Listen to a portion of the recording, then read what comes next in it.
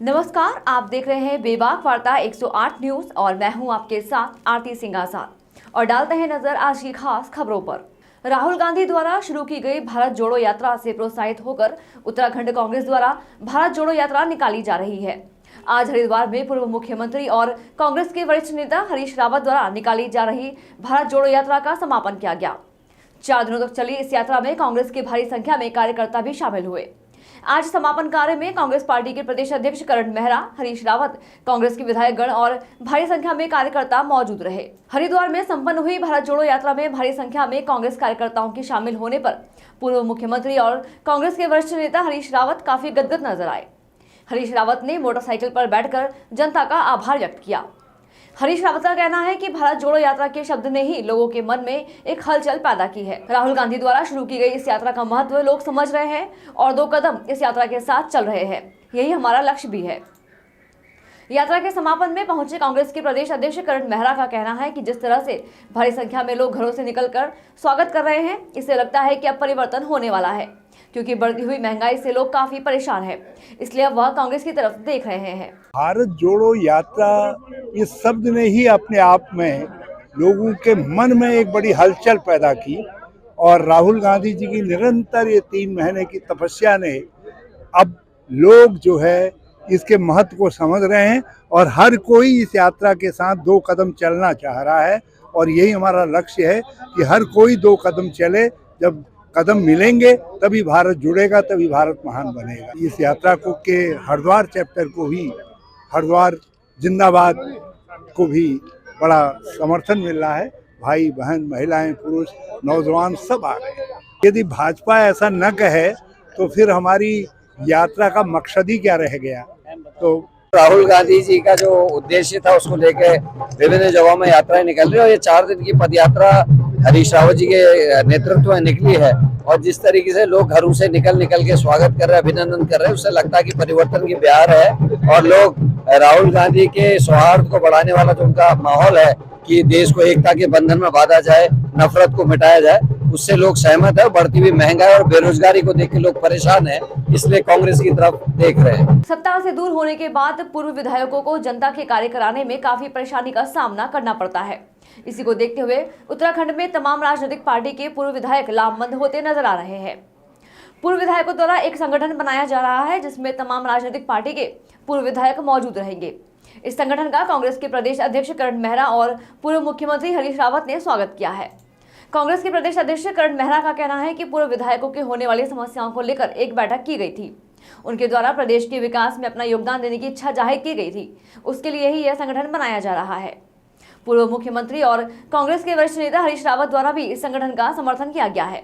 हरीश रावत का कहना है कि यह बहुत ही अच्छी बात है कि कोई इस तरह का संगठन बना रहा है, क्योंकि विधायक विकास का आधार होते हैं। सभी दल के अगर पूर्व विधायक एक सोच बनाते हैं तो इसका फायदा जनता को जरूर मिलेगा। अच्छा है। कोई ऐसा फोरम बन रहा है तो अच्छी बात।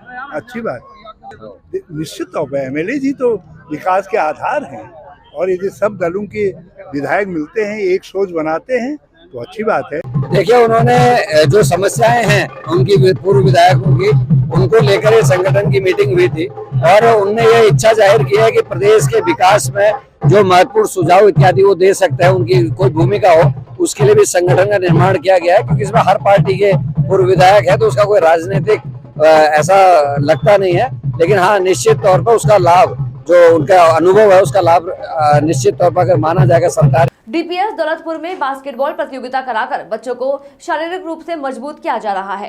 कार्यक्रम के आयोजक संजीत नेगी ने बताया कि कोविड-19 के कारण बच्चों को मोबाइल की आदत सी पड़ गई है, इससे उनका शारीरिक रूप से विकास रुक गया है। इसको लेकर स्कूल द्वारा निर्णय लिया गया है कि अधिक से अधिक बच्चों को स्थायी रूप से मजबूत बनाने के लिए स्पोर्ट्स पर ध्यान दिलाया जाए। इसलिए हमारे द्वारा बच्चों को स्पोर्ट्स के ऊपर ध्यान देने के लिए नए सिरे से कवायद की जा रही है। शरीर के हेल्थ के लिए बहुत इंपॉर्टेंट है कि फिजिकल एक्सरसाइज होनी चाहिए और यही हमारा मोटो है कि बच्चे फिजिकल डेवलपमेंट करें।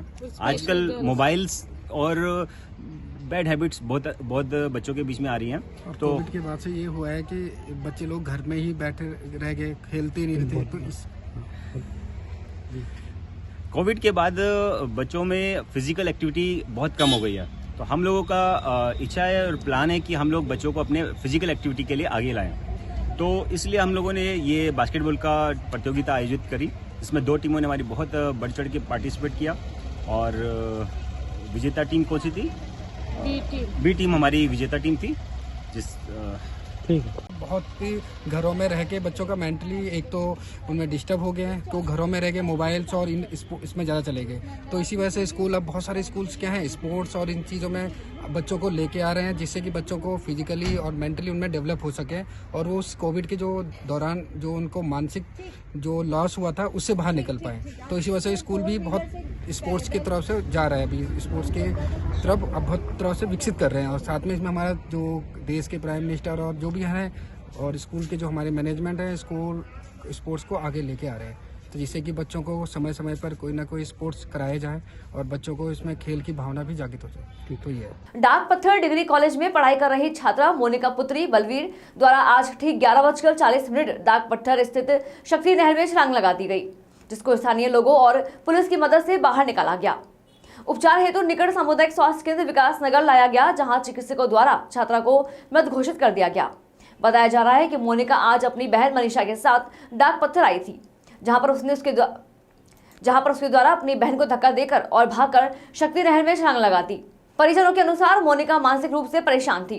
पुलिस इस बात की तहकीकात कर रही है कि आखिर छात्रा ने नहर में छलांग क्यों लगाई।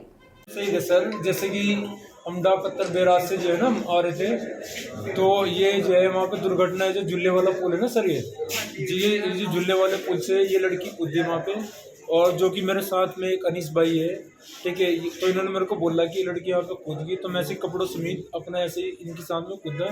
तो उस टाइम पे कोई वहाँ पे नहीं था मौजूद, थे जो कि थे मतलब पल्ली पार में थे मैं, और उनको मैंने बोला कि कोई आ जाओ, नहीं आए वो। तो फिर एक रिक्शे वाला आ रहा था, उसने बेचारे ने वो रास्ता दिया, वो रास्ता देने के बाद फिर उसको जो है वहाँ से निकाल ली गई वो। उसके बाद शायद इनकी कुछ क्या है, अब ये सरकारी हॉस्पिटल में यहाँ पे मैं भी वापसी इन्हीं के सामने पे आ गई, क्या है क्या नहीं है मेरे को बताया कि वो कौन लाए यहाँ कौन लाए यहाँ पे सर, जो यहाँ पे मतलब कॉल गई थी ना उनके पास, तो वो आएंगे, मैं उनको निकाल के फिर यहाँ पे उनको पहुँचाएंगे। ठीक। 11:15 बजे लगभग हमें सूचना मिली कि शक्ति नहर में एक महिला द्वारा छलांग मार दी गई है। तो पुलिस व स्थानीय लोगों द्वारा जहाँ से छलांग मारी थी उससे थोड़ी आगे से इसको निकाल दिया गया था और उपचार के लिए सामुदायिक स्वास्थ्य केंद्र विकास नगर ले जाया गया, लेकिन वहाँ पे डॉक्टरों द्वारा इसको मृत घोषित कर दिया गया। परिजनों के अनुसार ये जो लड़की है इसकी पढ़ाई पूरी हो गई थी, ये दिमागी तौर पे थोड़ी सी परेशान थी, जिसका इलाज चल रहा था और इसी वजह से उसने जो है कूद मारी। कहाँ की रहने वाली लड़की, क्या नाम है? नगांव चक्राता की रहने वाली थी और यहाँ पे उसके चाचा जी रहते हैं, अपनी बहन के साथ, जो इसकी जुड़वा बहन है उसके साथ आई थी और जब उसने कूद मारी तो बहन ही उसके साथ थी और उसका हाथ छुड़ा के उससे उसको धक्का देके इसने शक्ति नहर में कूद मार दी। तो छात्रा यहीं कहीं पढ़ती थी? नहीं, यहाँ तो पहले ग्रेजुएशन कराया उसने, अभी वो पढ़ाई नहीं कर रही थी, घर पे ही थी। 29 नवंबर से उत्तराखंड विधानसभा का शीतकालीन सत्र शुरू होने जा रहा है, जिसको लेकर विधानसभा स्तर पर तैयारियां लगभग पूरी हो चुकी है। तो वहीं विधायक ने भी अपने सवालों को लेकर काफी उत्साहित सत्र को लेकर दिख रहे हैं। देखिए रिपोर्ट। 29 नवंबर से उत्तराखंड विधानसभा का शीतकालीन सत्र शुरू होने जा रहा है, जिसको लेकर विधानसभा स्तर पर तैयारियां पूरी हो चुकी हैं। वहीं सत्र के आयोजन से पहले कार्यमंत्रणा समिति की बैठक के साथ सुरक्षा समेत कई बैठक होनी है, जिसको लेकर विधानसभा अध्यक्ष का कहना है कि सोमवार के दिन सभी बैठकों के सत्र के पहले आयोजित कर ली जाएगी।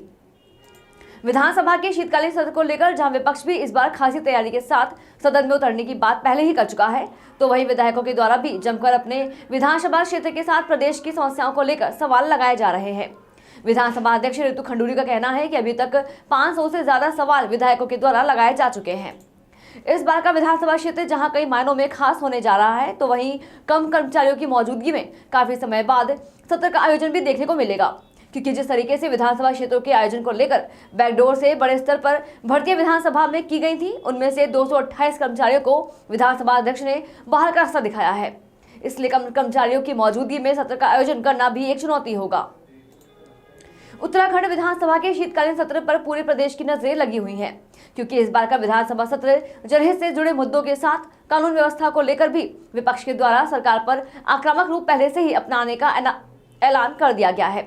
ऐसे में देखना यह होगा कि जब विधानसभा सत्र का आयोजन होगा तो किस तरीके से सत्ता पक्ष और विपक्ष के बीच प्रदेश के विकास को लेकर सहमति बनने के साथ ही विपक्ष के सवालों के जवाब सत्ता पक्ष के द्वारा दिया जाता है। जितने कर्मचारी हैं वो सत्र चलाने के लिए बेहतर जी चला पाएंगे मुझे लगता है, क्योंकि उसमें से कुछ काफ़ी एक्सपीरियंस्ड लोग हैं जो इस वक्त विधानसभा में हैं, सचिवालय में है। मेरी उनके साथ बैठक हो चुकी है और सब ने कहा है कि हम लोग एक्सपीरियंस्ड हैं, हम लोग पहले चला चुके हैं। इसलिए मुझे लगता है कि छोटी सी विधानसभा के जितने कर्मचारी हैं हम लोग सब मिलके एक साथ मिलके एक अच्छा सत्र चलाएं। बैठक से लेकर सर्वदलीय बैठक या सुरक्षा को लेकर ये लगभग कब तक ली गई? ये देख रहे हैं, हम अभी बातचीत कर रहे हैं और जल्द से जल्द प्रयास है कि इनको जल्द से जल्द हम करें। फिलहाल इतना ही। खबरों का सिलसिला लगातार जारी है। बने रहे बेबाक वार्ता 108 न्यूज के साथ। नमस्कार।